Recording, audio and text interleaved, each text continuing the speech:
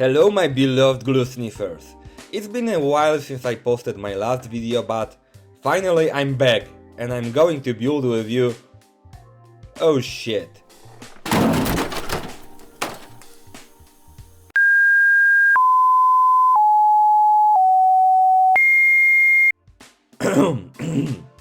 I'm going to build with you 1/48 scale Mig-27 Flogger D from Trumpeter.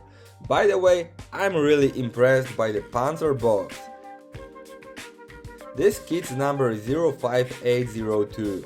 Inside we should also find a whole bunch of ornament we can hang under this bad boy. This time I decided to skip an inbox review because you will see what's inside during the whole series of videos with this model. There should be 4 or 5 episodes and everything depends on how long the weathering process will take. I love the way the model is packed. Sprues are mostly in separate bags and clear parts are extra protected. Definitely someone thought about the good experience of people who pay their money on this kit.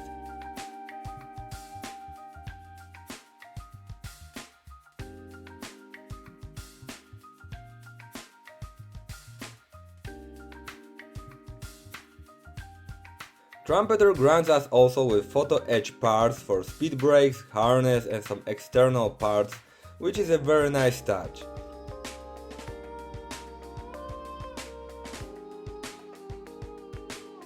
The first phase of assembly includes modules like cockpit, jet engine nozzle and wheelbase. Later, all of them will be primed together along with some internal fuselage parts.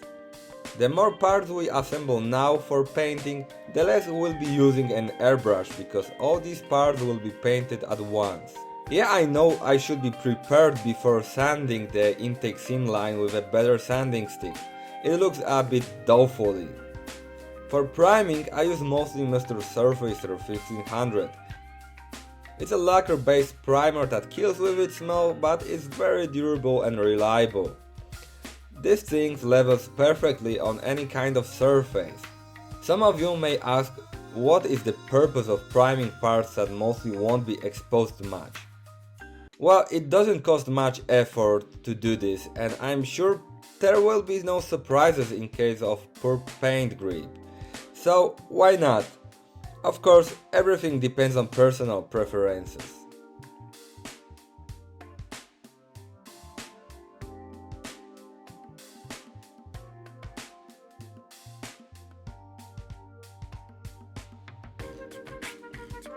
Engine parts were painted with AK Extreme Metal paint.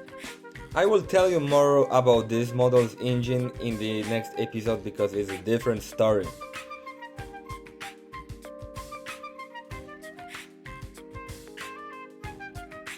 To paint the cockpit, I decided to use AK Real Color Russian Cockpit Green. It was my first experience with Real Color line and I have to say that the smell is as horrible as Mr. Hobby H series paints. The paint seems to be thinner than Tamiya and Mr. Hobby's, but the coverage is just perfect, as well as smoothness of painting. Of course, this is my impression from using only one color, so please do not take it as a verdict. The paint was thinned in 1:1 proportion with Mr. Hobby leveling thinner. Definitely I can tell you much more about the 3rd gen water-based acrylics from AK. In the Ejection model video I mentioned that I'm going to try a new type of paint to reduce fumes and toxicity on my workbench. I build my models in my 3-room apartment and even though I live alone, it is very important for me to minimize all this nasty stuff from chemicals. 3rd gen acrylics are advertised as a whole new level of paint, so I took my chance. The first impression, shake them very well. Surprisingly, they don't have a steering ball inside like other water-based acrylics. The second impression, they are very thick. The thinning ratio for airbrush painting is about 7 parts of the thinner and 3 parts of the paint. The third impression, they work surprisingly well. The coverage is good, there's no need to tediously spray thin layers to avoid the orange peel effect because the paint gets leveled from itself. The fourth impression, during painting the 0.2mm airbrush nozzle didn't clog, which is a huge problem while using other water-based acrylics. The fifth impression, okay, before I develop this plot, I have to mention that I protected my paintwork with Tamiya XF22 gloss paint before weathering. So, the fifth impression of using AK-30 gens. They are also great for brush painting. Just tint them with tap water and voila! Many guys using lacquers or acrylic hybrids must switch to Vallejo, Mig, light color water-based acrylics when they need to paint larger surfaces with a brush. Simply lacquers along with resin alcohol-based popular acrylics are useful only for small parts. They are for airbrush painting. AK-30 gens may connect two separate worlds. Of course, they are not as good as lacquers in spraying, but for someone who's been painting Tamiyas as well as Mr. Hobby's H series for all the time, new AKs are very promising. Just to clarify, I'm not sponsored by AK and any other brand. It's just my honest opinion based on my very first impressions. To add some dirt to wheelbase, I used Abteilung 501 oils, bitumen and field grey, which actually is a dark flat green. I mentioned weathering Ju-88 model that I avoid ready-to-use enamel washes, preferring oil paints instead, which ensure perfect control over how much weathering we want to apply. Trumpeter's decals look great. They are thin, nicely registered, with juicy colors. Nevertheless, it might have been my scale modeling sixth sense or something else. I had a bad feeling about them and just wait a moment.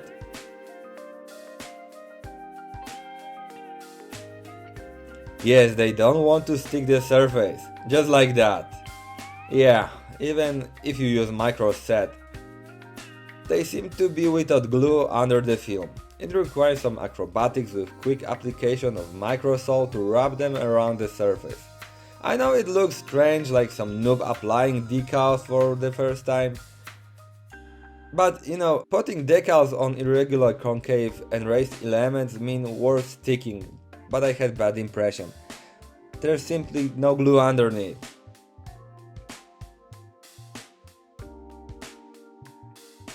Surprisingly, the seat hasn't lower cushion with seat belts. I had to cannibalize these parts from Edward's Mig-21, which had a crash landing before my channel started. Mig-27 was equipped with KM1M ejection seat, which was installed into late Mig-21s, Mig-23s and Mig-25s.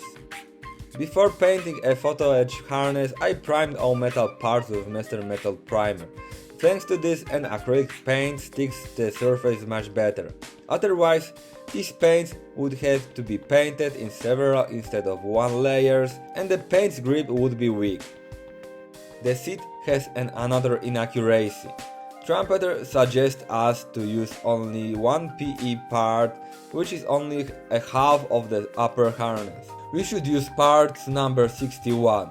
For sure, you may research for some photos of the real seat. This is how the assembled seat looks like, just before matte varnish. Finishing this stage of the build, I sprayed the cockpit parts and wheelbase with matte clear.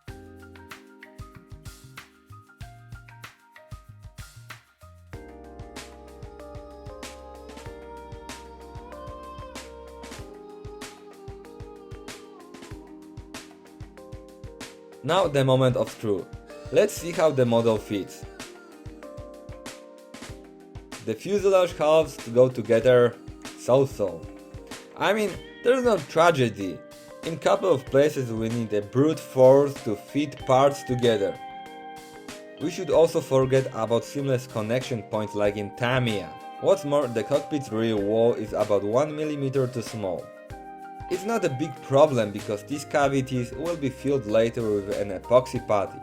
Well, I wasn't expecting Lego-like build, just to clarify.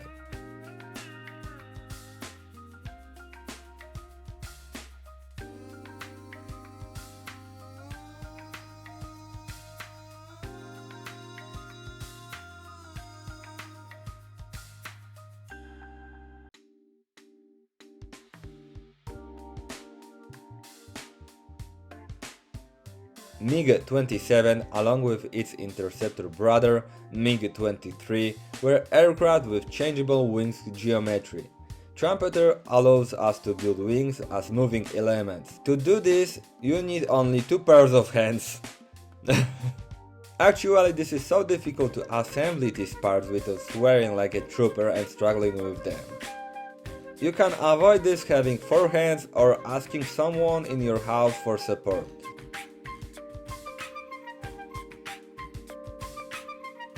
For obvious reasons, I use the first solution. Joke.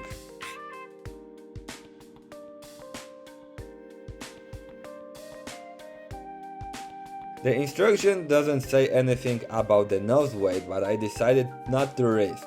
Using bolt, nuts and epoxy putty, I prepared a solid counterweight just in case.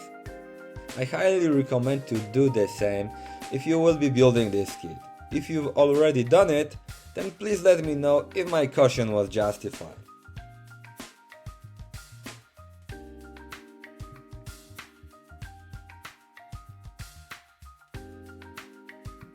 Here's the funny thing, Trumpeter took care to prepare holes for pylons and some external details, but they tell us to drill a square hole for the fin base.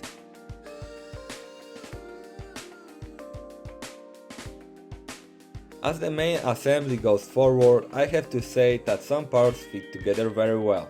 The situation is partly similar to my Ju-88 build 1 year ago, when the model needed in some places plenty of putty, in some other serious plumbing, and the rest of the model had really good fit. I named that kind of model split personality kits. Once we dry fit the fuselage, it turns out there's a huge hole next to the swept wings mechanism. Trumpeter simply didn't predict any parts to put inside, and we can see the wall through the model. Such a beautiful, poetic paraphrase, isn't it?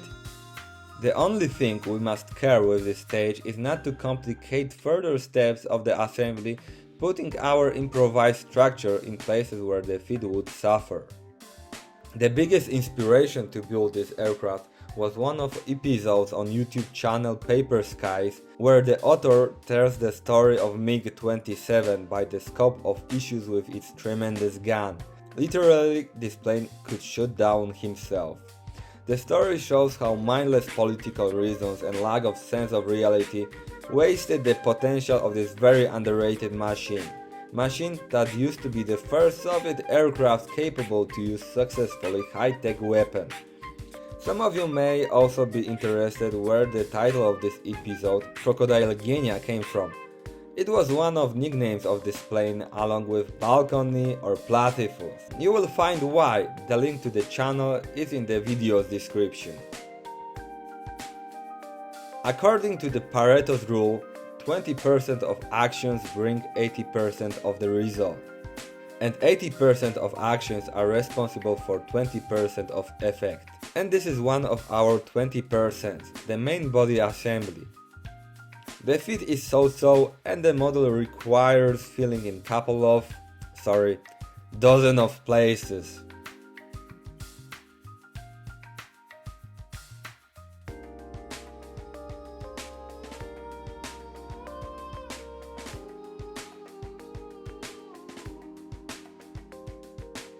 We will need 3 types of putty, the epoxy one, standard white one and the acrylic one. The epoxy putty is 2-component mass for some heavy-duty fillings. In this model, it will be necessary, for example, to fill holes next to the upper fuselage and between cockpit wall and the main body. It can be easily sculpted and smoothed with tap water. A smooth finished Tamiya white putty is a working horse in every workshop. This thing is aggressive, so I usually cover places nearby with a masking tape to avoid heavy damage of panel lines and rivets. The putty needs at least 3 hours to dry, so we could processing it.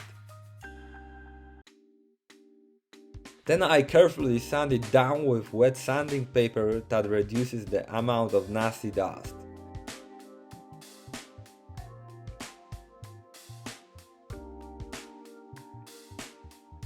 Of course, it does not ensure smooth finish, so I must remove the masking tape for final sanding.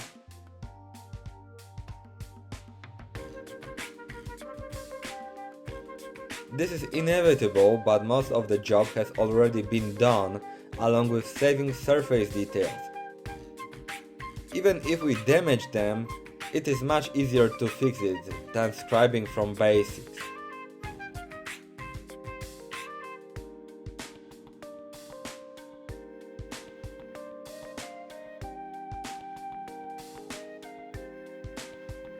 And that's it, we're heading to the end of this episode. Some repairs have been done along with a thin brush paint layer of black MiG one-shot primer to highlight possible imperfections.